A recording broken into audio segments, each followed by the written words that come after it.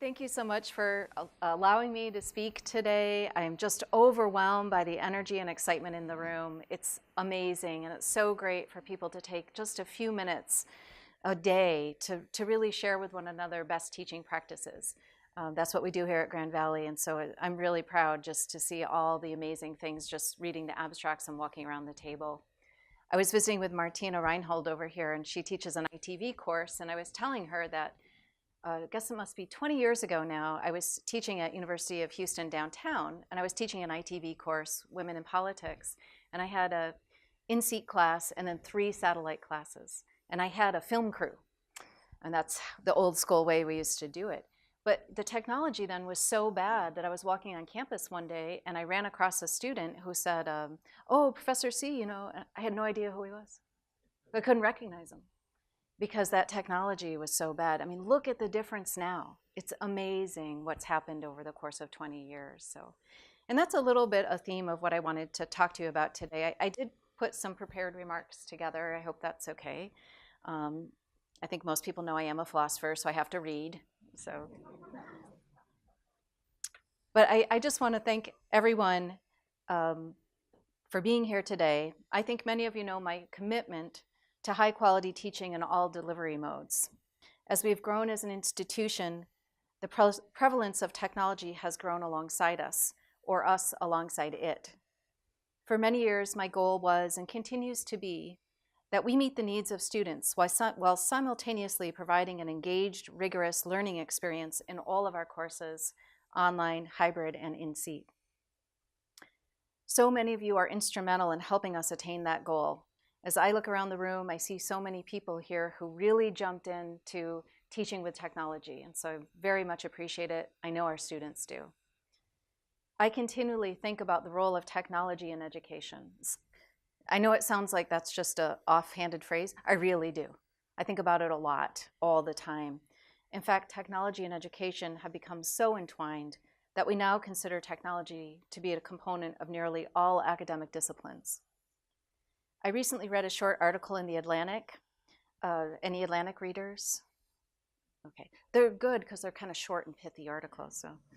But I was reading an article discussing why Ford Motor Company hired Jim Hackett from Steelcase as its new CEO. The determining factor was not his experience with the automotive industry or with technology, which I understand was not robust in either case, but rather he was chosen because of his knowledge of user experience by which he transformed Steelcase. At Ford, his team wrestled with the role of technology in vehicles.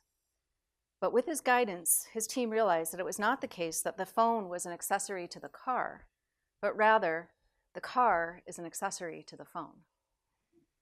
This insight is making the way forward for the company to meet the needs of 21st century vehicles and the automotive industry, whatever that may end up being. As we all know, we may not have drivers anymore. Those kids who don't want to get their driver's license, maybe they're ahead of the curve, right? But the point of that insight is that our phones have become at the epicenter of our lives. We are so used to immediate gratification whenever we use our smartphones that we feel immense frustration whenever we do not experience a seamless transfer of activities or information. Just this week, I was logged into my public library account, not here at Grand Valley, the public library account, searching for an ebook. I was very annoyed to discover that in order to borrow an ebook, I had to enter my library card again, which is about a 12-digit number. That should be linked. Why isn't it linked? This is the thoughts that are going through my mind.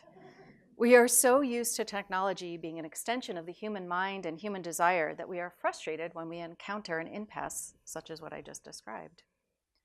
Our educational landscape is not different than what the Ford Motor Company discovered or what I illustrated with my recent ebook moment. We all, students included, want that seamless experience. Our challenge, however, is far greater than an automotive company. First, our goal is not to provide a product, but rather to offer a transformational experience to human identity and society at large. Secondly, our students come to us with complex lives and varying learning styles.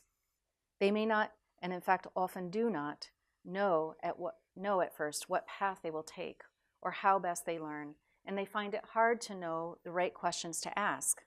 It is difficult to know what one does not already know, and it's our job to help these students. How then can we think about technology as part of this complex, multifaceted student experience, not to say user experience, that is steeped in the desire for seamless technological access and ease? How can we educate human beings rather than tech users? How can we embrace the digital age but not become technologically inundated? How can we provide a contemporary learning environment that embraces the digital age while imparting the complex education that we know students need to flourish in their careers and in their lives? That is our challenge. The advancements that technology has brought to us are tremendous, and yet these advancements bring about concerns that we as an educational institution need to address. Other than The Atlantic, my other magazine is The New Yorker. So how many New Yorker readers? Oh, see, there's more New Yorker readers. I'm going to report that back to them just to make them feel good. But in that, I was reading about two professors of government, Russell Muirhead and Nancy Rosenblum from Dartmouth and Harvard, respectively. They conducted a survey of 1,200 Americans to gauge their belief in conspiratorial thinking.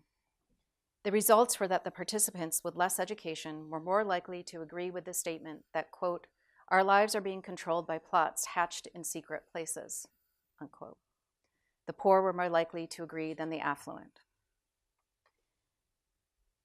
Through social media platforms and instantaneous spread of information, the digital age has allowed for a proliferation of conspiracy theories that has undermined the concepts of truth, facts, and trust more than ever before in history. I don't think I need to say how important these concepts are to a healthy society. The search for truth, grounded in facts, is the basic hallmark of education. All educational disciplines are grounded in this premise. Without the search for epistemologically grounded truth, we will revert back to a dark age.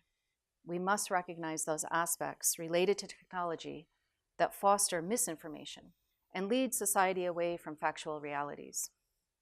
Providing a liberal education in the digital age is an essential aspect of how we as an educational institution contribute to society. We must help students become adept at information literacy and critical thinking. The internet does not determine truth. That is a human effort and one that we must uphold.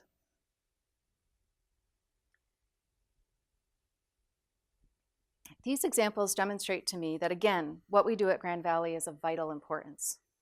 We must continue to synthesize professional career development with liberal education, as we have always done. Even more so now, we must thoughtfully embrace technology, both by incorporating it into our scholarship, teaching, and delivery modes, and by inquiring into the ways it provides for human flourishing, such as easier access to information and knowledge. But we must also investigate the less positive ramifications of the digital age, the ways it can foster misinformation and lies, and deprive us of individual privacy and autonomy, which that seamless technology experience that I was wanting with my ebook requires. We have to give up that privacy and autonomy for that seamlessness. These are only a few of the consequences of the digital age that we need to recognize and act upon. Technology can and should be used and better understood for realizing this goal. Looking back not at just the last 10 years of big data that produced the digital age, but the last 30 years that brought us the internet, we can see so many improvements around the globe. All areas of human lives have benefited from technology. In education alone, we can find multiple examples of how technology has brought information, knowledge, and the search for truth to areas that did not previously have access. Technology has drastically impacted and improved methodologies in science and research in ways that we could not have imagined 30 years ago. Our own graduate students at AWRI use computing technology every day to search out knowledge of what is occurring in the Great Lakes. I happened to be up there a few months ago. I was just amazed at the computing prowess that these students have. And that's only one example among hundreds here on campus. We cannot limit the impact of technology to how we deliver our teaching. We have to continue to explore how technology impacts our learning. As Jim Hackett understood and taught his coworkers at Ford, we must embrace a new vision of technology that is not centered on technology itself, but rather focused on how we can positively transform individuals for the betterment of society.